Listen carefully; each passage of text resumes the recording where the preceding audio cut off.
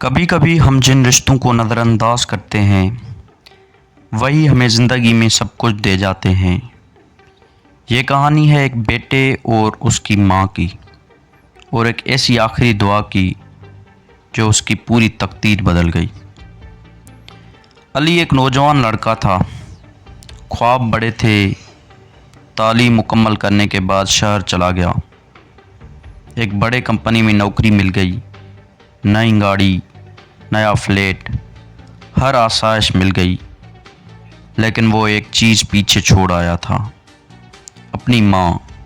چھوٹے سے گاؤں میں رہنے والے اس کی ماں روز فون کرتی، دعائیں دیتی اور کہتی، بیٹا کبھی آ کر ماں کا چہرہ بھی دیکھ لیا کرو، دعاؤں کی بھی ضرورت ہوتی ہے۔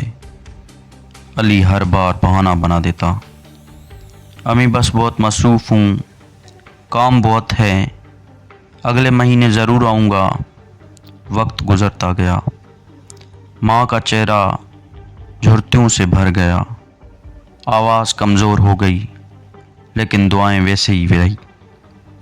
پھر ایک دن علی کو ایک فون آیا، علی بھائی، آپ کی ماں ہاسپٹل میں ہے، حالات تشویشناک ہیں۔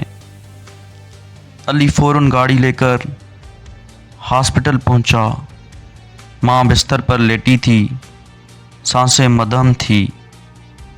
علی نے ماں کا ہاتھ پکڑا جو سرد ہو چکا تھا۔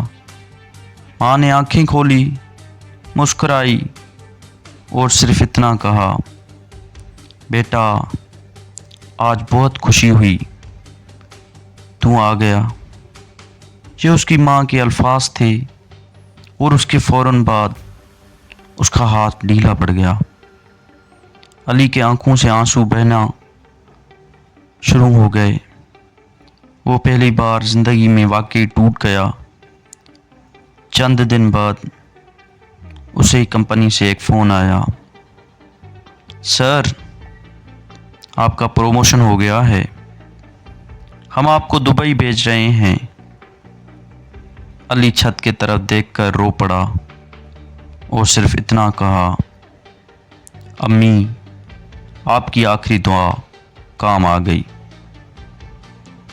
ناظرین، ماں کے دعاؤں میں وہ طاقت ہے جو کسی کامیابی، کسی دولت یا کسی تعلق میں نہیں۔